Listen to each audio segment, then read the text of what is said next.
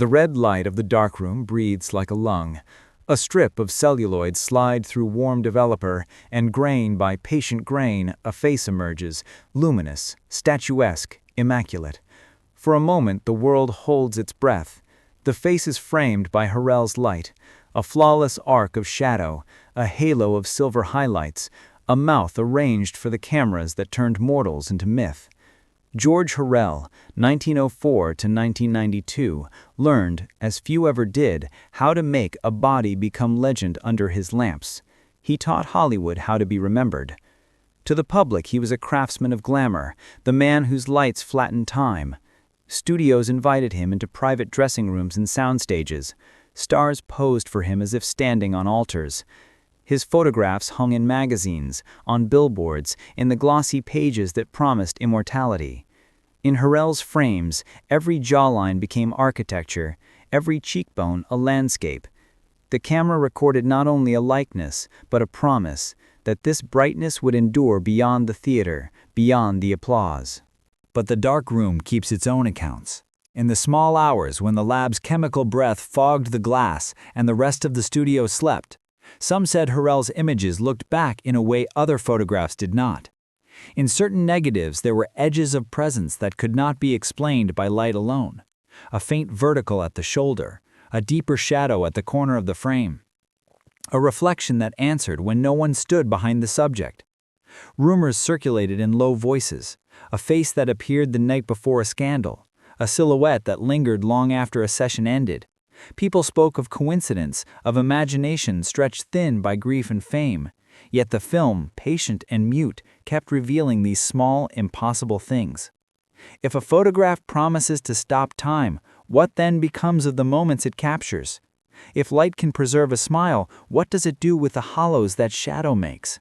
Shall the story continue into Hurrell's childhood where the first obsessions with light and solitude took root? In the small town of Covington, Ohio, a boy once sat for hours watching sunlight crawl across the wooden floor. He said the dust in the beam looked alive, as if each particle carried a soul, dancing, then fading in silence. George Hurrell was not a boy of noise. He spoke softly, even to himself, and when his father gave him a small Kodak camera, he used it not to capture birthdays or picnics, but the moments between. The shadows slipping off furniture, the reflection of a window when no one stood before it. Neighbors called him strange, but the priest said, "The boy has an eye for light." They did not know that light for him was never comforting. It was a visitor, a whispering, shimmering ghost that followed him through the years, waiting for him to grow old enough to give it shape.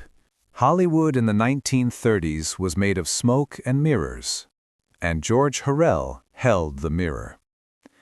When Jean Harlow entered his studio, he did not see a woman. He saw how light wanted to touch her skin. He sculpted with photons, not admiration. And when he was done, Harlow no longer looked human. She was divine, cold, eternal. His fame rose like a flashbulb, blinding, brief, absolute. Clark Gable, Joan Crawford, Greta Garbo, they all passed through his lens, and each left behind a fragment of themselves that no one could ever retrieve. Yet with every portrait came a rumor, a whisper that followed him like a shadow. They said the women he photographed began to fade, some in scandal, some in silence, some in death. Harlow, Lombard, Farmer, all preserved in silver, all gone too soon. When asked, Hurrell smiled faintly. Light gives and light takes. Perhaps it only collects what it loves. By the 1950s, the gods he built had turned to ghosts. Color film arrived, studios changed, and Hurrell, once the golden eye of Hollywood, was left alone with his negatives. He spent nights in the darkroom, his only company the red glow of safe lights and the faint drip of chemicals. Assistants spoke of strange noises, of shutters clicking when no camera was set, of whispers beneath the hum of the enlarger. One man quit after claiming he saw a hand in the developing tray, white, motionless, pressing against the film from below. Hurrell denied it all, but he stopped sleeping. He said the photographs had begun to change, that the faces no longer smiled the way they once did. They look at me now, as if they're asking to come back. When George Hurrell died in 1992, his studio was emptied, boxes of glass negatives stacked like tombs.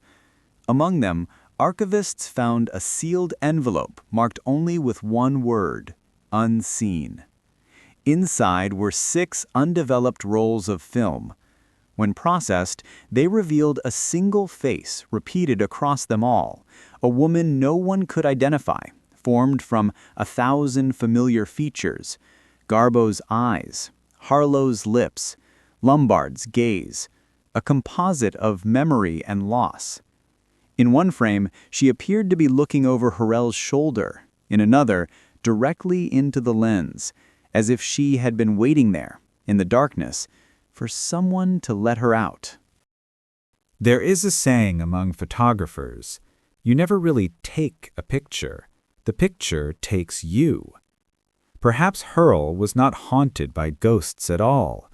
Perhaps he simply understood what Hollywood truly was, a machine that feeds on beauty and leaves behind its echo. Every time the flash went off, it caught a fraction of something more than skin, a vibration, a sigh, a remnant of longing. And when the stars died, the light remained, bound to film, trapped in silver, still glowing, still watching.